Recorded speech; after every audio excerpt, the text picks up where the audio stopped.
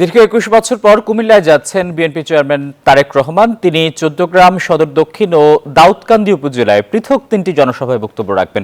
এ নিয়ে আরও জানাতে সরাসরি যুক্ত হচ্ছেন সহকর্মী এইচ.এম. মহিউদ্দিন। মহিউদ্দিন, এই সমাবেশ ঘিরে নেতাকর্মীদের উচ্ছ্বাস কেমন দেখছেন?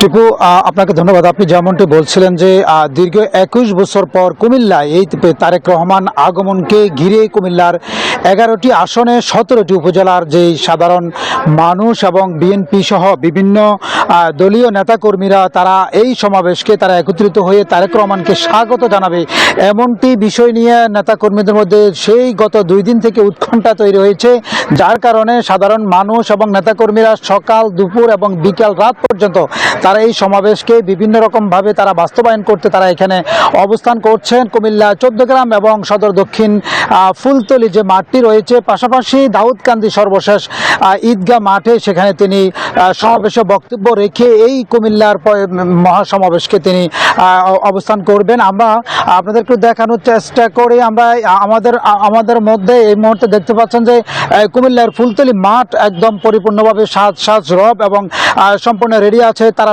অধীর আগ্রহে অপেক্ষা করছেন এবং নেতাকর্মীরা মাঠে প্রবেশ করা শুরু করছেন যে কখন তারেক রহমান আসবেন। সব মিলিয়ে আসলে ওনাকে এক নজর দেখার জন্য এই কুমিল্লার ১১টি আসনের সাধারণ যে নেতাকর্মীরা রয়েছেন তাদের মধ্যে আনন্দ বিরাজ করছে। তবে কয়েকটি দাবি তাদের উত্থাপন করার প্রস্তাবনা রয়েছে যে নেতাকর্মীর মাঝ থেকে। তো আমরা তারেক রহমানের আগমনকে ঘিরে কুমিল্লায় কখন প্রবেশ করবো সে প্রত্যাশা রেখে আমার কাছে সর্বশেষ চলে যাচ্ছে এই স্টুডিওতে আসিফ টিপু।